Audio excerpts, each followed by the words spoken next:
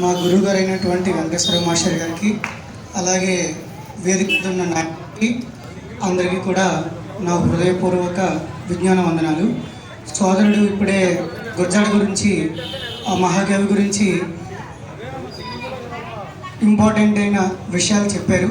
So ఆయన ఉద్దేశం ఏంటి, ఆయన ఏం చేశారు, సమాజానికి ఏం చేశారు అనేది వివరంగా చెప్పారు. సో సోదర, ఈ ఫౌండేషన్ తరపు నుంచి అలాగే నా తరపు నుంచి ప్రత్యేకమైన ధన్యవాదాలు. సో ఈరోజు నా పేరు కొలగాని వరప్రసాద్, కృష్ణాపురం. నేను జువాలజీ అండ్ బయాలజీ లెక్చరర్ ఇక్కడ వినయ్ స్కూల్లో పనిచేస్తున్నాను. సో ఈరోజు గురజాడ మహాకవి అయినటువంటి గురజాడ వెంకటప్పారావు గారి జయంతి, 163వ జయంతి. 163 కంప్లీట్ చేసి 164లోకి వచ్చారు. సో ఇప్పుడు నేటి భారత పరిస్థితి గురజాడ కవిత్వం యొక్క వెలుగులో, సో ఇప్పుడున్న పరిస్థితి గురజాడ కవిత్వంలో ఎప్పుడో 100 ఏళ్ల క్రితం రాయబడి ఉంది. సో అందుకే గురజాడ చూపు ముందు చూపు అని అంటారు. ఎంతోమంది విమర్శకులు, సాహితీవేత్తలు గురజాడ్ని ప్రతిరోజు, ప్రతి క్షణం, ప్రతి ఏడాది, ప్రతి క్షణం కూడా తలుచుకుంటూనే ఉంటారు. ఎందుకనంటే ఇప్పుడున్న ఏదైతే పరిస్థితులు ఉన్నాయో, సామాజిక పరిస్థితులు ఉన్నాయో, ఆ పరిస్థితులు ముందుగానే ఊహించి చెప్పడం అనేది అదొక వింతే. ఆ కాలంలో అప్పుడున్న పరిస్థితుల్లో అప్పుడున్న కవులు కేవలం రాజులను కీర్తించడం, నాయకులను కీర్తించడం తప్ప సమాజం గురించి ఆలోచించే కవులు ఆ కాలంలో లేరు. అందులో కొంతమందిలో అంటే గిడుగు రామూర్తి గారు కానీ, శ్రీశ్రీ గారు కానీ, కందుకూరి వీరేశలింగం గారు కానీ, రాజా రామ్మోహన్ రావు గారు కానీ, లేదంటే మన గురజాడ వెంకటప్పారావు గారు, ఇలా కొంతమంది 1000 మందిలో 10 మంది ఉండేవాళ్ళు అంతే, సమాజం కోసం ఆలోచించేవాళ్ళు. అలాంటి వారిలో మొట్టమొదటి వ్యక్తి మన గురజాడ వెంకటప్పారావు గారు. సో ఈయన మన రాయవరంలో పుట్టడం అనేది మనందరికీ గర్వకారణం. సో అతను తెలుగు నేలమై పుట్టడం అనేది చాలా ఒక రకమైన మనం ఆదర్శంగా తీసుకొని ముందుకు వెళ్ళాల్సిన సమయం కూడా. సో ఆయన కేవలం కవి మాత్రమే కాదు, ఆయన ఒక సామాజిక సంస్కర్త. అంటే సంఘాన్ని సంస్కరించే వాళ్ళని సంఘ సంస్కర్త అంటారు. సో ఈయన సామాజిక సంఘ సంస్కర్త. సంఘంలో జరిగే దురాచారాల్ని తన కలంతో పొడిచి బయటికి తీసి చూపించిన ఒక గొప్ప వ్యక్తి. సో ఆయన రాసిన ఏదైతే కవిత్వం ఉందో, గేయాలు కావచ్చు, కథనిక కావచ్చు, ఆయన రాసిన ప్రతి పదం కూడా సమాజంలో ఉన్న సాంఘిక దురాచారాల్ని మనకి చూపిస్తూనే ఉంటాయి, నేటికి కూడా, అప్పటి నుంచి ఇప్పటి వరకు కూడా, ఎప్పటికీ కూడా. సో అందులో ముఖ్యమైనది దేశం అంటే మట్టి కాదు, దేశం అంటే మనుషులు. సో ఇందులో దేశం అనేది గొప్పగా నిలబడాలంటే పెద్ద పెద్ద కట్టడాలు, పెద్ద పెద్ద రాజధానులు, లేదంటే పెద్ద పెద్ద గోడలు, బంగ్లాలు కాదు దేశం అంటే అన్ని ప్రాంతాలు కలిసి ఐక్యంగా జాతి, కుల, మత, రాజకీయాలకు అతీతంగా కలిసి కట్టుగా ఉండడమే దేశం అంటే మట్టి కాదు, దేశం అంటే మనుషులే. అంతే తప్ప మా రాష్ట్రం గొప్పది, మీ రాష్ట్రం గొప్పది, మా దేశం గొప్పది, మీ దేశం గొప్పది అని కాకుండా మనుషులందరూ ఈ ఆయన తెలుగు నేలమే పుట్టాడు కాబట్టి తెలుగు ప్రజలంగానే మనుషులు అనలేదు. దేశం అంటే మట్టి కాదు, దేశం అంటే మనుషులే అన్నాడు. అన్ని దేశాల్లో ఉన్న ప్రజలందరినీ కలిపి ఆ వాక్యం రాయడం జరిగింది. సో ఇంకొకటి ఏంటంటే, నేడు మన దేశంలో పరిస్థితి ఎలా ఉంది, ఏ విధంగా ఉంది అని చూస్తే మనందరం కూడా ఆధునిక యుగంలో ఉన్నాం. సో మోడర్న్ టెక్నాలజీ, యూత్ పరంగా చెప్పాలంటే, పెద్దవాళ్ళ పరంగా చెప్పాలంటే ఆధునిక యుగం, కంప్యూటర్ యుగంలో ఉన్నాం. సో ఈ యుగంలో ఉన్నా సరే పేదరికం ఉంది, అలాగే ఆర్థిక అసమానతలు ఉన్నాయి, అలాగే కులమత వివక్షలు ఉన్నాయి, మహిళల మీద హింస ఉంది. సో అది చిన్న పాప నుంచి పెద్ద ముసలమ్మ వరకు వివక్షత అనేది ఖచ్చితంగా ప్రతి గడపలోనే ఉంది. అలాగే బాల్య వివాహాలు ముఖ్యంగా, ఇలాంటి కొన్ని సామాజిక అసమానతలు ఏదైతే ఉన్నాయో అవి నేటికి 100 సంవత్సరాల తర్వాత కూడా ఇప్పటికీ కూడా అవి మన కళ్ళ ముందు కదలాడుతూనే ఉన్నాయి. సో కాబట్టి ఆయన ఏ మాటలైతే చెప్పారో అవన్నీ కూడా మనం ఒకసారి తలుచుకోవాలి. అలాగే సమానత్వం, ఇది సమానత్వం అనేది ఏంటంటే ఆడ మగ మధ్య కేవలం శారీరకంగా మాత్రమే విభేదం ఉంది తప్ప తెలివిలోను పనిలోను అన్నట్లో కూడా ఆడవాళ్ళు మగవాళ్ళు సమానం అని చెప్పి ఆనాడే కన్యాశుల్కం నాటకంలో ఆయన రాయడం ఎత్తి చూపారు. ఆయన సమాజంలో ఉండే ఏ ఉన్నాయి ప్రతిదాన్ని బయటికి అంటే తన రచన ద్వారా ఎత్తు చూపి దాన్ని రూపుమాపడానికి నడుం బిగించిన గొప్ప కవి మన గురజాడ వెంకటప్పారావు గారు. అలాగే ముఖ్యంగా నేటికి కూడా మన మండల ప్రాంతంలో అత్యధికంగా బాల్య వివాహాలు జరిగే ప్రాంతం ఏదైనా ఉందంటే అది ఎస్రాయవరం మండలంలో ఉన్న కొన్ని ప్రాంతాలు. ఆ పేర్లు నేను చెప్పను, కానీ కళ్ళారా నేను చూశాను. ఎంటర్ అవగానే వెంటనే పెళ్ళి, 10th అవగానే వెంటనే పెళ్ళి. కరెక్టే, కొన్ని సంఘటనల వల్ల పెళ్లి చేయొచ్చు, కానీ వాళ్ళని కౌన్సిలింగ్ ఇచ్చి మాట్లాడి చదువు మీద ఆసక్తి పెంచేలా చేసి చదివిస్తే ఆ అమ్మాయి తనకు జీవితం రేపొద్దున వాళ్ళ భర్త లేకపోయినా వాళ్ళ అత్తమామ సరిగ్గా చూడకపోయినా ఆ అమ్మాయి తన కాళ్ళ మీద తను నించునేలా చేసేది ఆ చదువు ఒకటే. అలాంటి చదువుని అందించాలని చెప్పి 100 ఏళ్ల క్రితమే మన గురజాడ వెంకటప్పారావు గారు చెప్పడం జరిగింది కన్యాశుల్కం నాటకం ద్వారా. సో బాల్య వివాహాలు జరిగితే 80 ఏళ్ళ వయసు ఉన్న వ్యక్తికి 18 ఏళ్ళు 10 ఏళ్ళ అమ్మాయిని పెళ్లి చేస్తే ఆ భర్త చనిపోతే ఆ పాప చిన్నప్పటి నుంచి పెద్ద అయ్యేదాకు ఇంకో పెళ్లి లేకుండా జీవితాంతం అలాగే ఉండాలని చెప్పి కట్టుబాట్లు ఉండేవి. ఆ కట్టుబాట్లని తెంచమని చెప్పాడు గురజాడ. ఈ కాలంలో అలా మాట్లాడితే నువ్వు మా మతానికి వ్యతిరేకం, నువ్వెందుకు ఇలా మాట్లాడుతున్నావు అంటారు.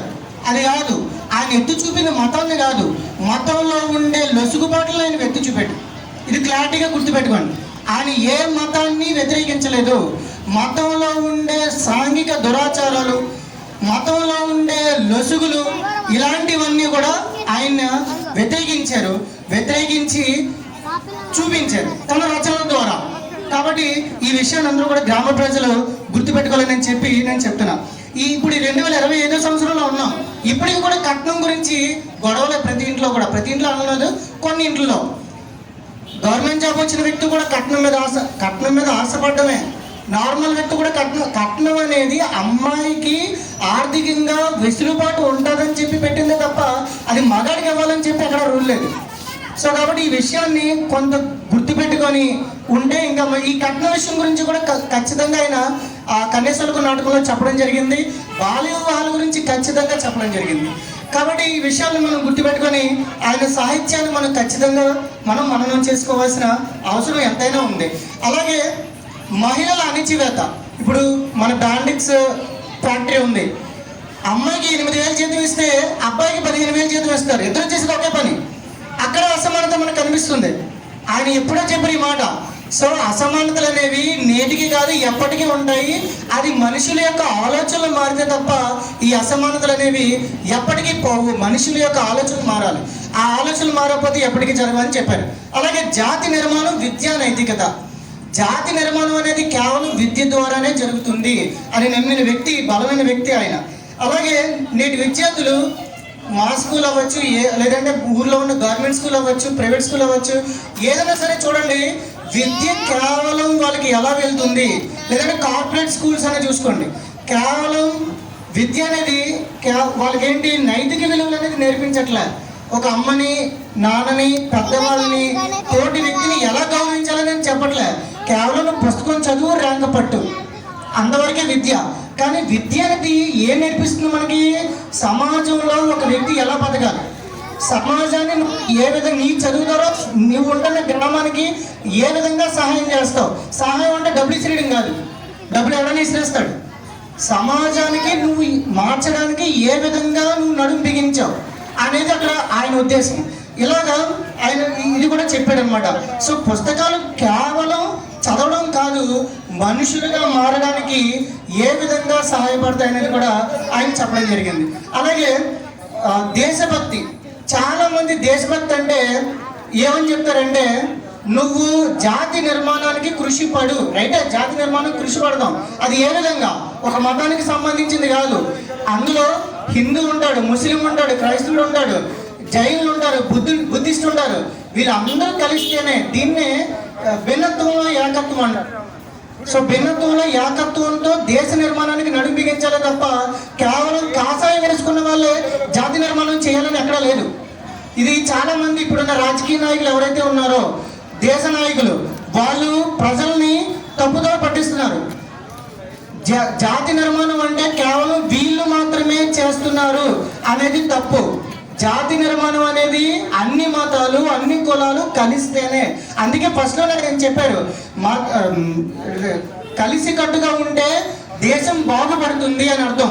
సో ఇవన్నీ కూడా మనం గుర్తుపెట్టుకొని పరస్పరం సహకారం, నైతికత, నిజాయితీ, ఇలాంటివి నైతికత, నిజాయితీ, సహకారం ఉంటూ అభివృద్ధి జరగాలి తప్ప మా పార్టీ అధికారంలోకి వస్తే మేము అభివృద్ధి చేస్తాం, మీ పార్టీ అధికారంలో వస్తే మీరు అభివృద్ధి చేస్తారు కాదు.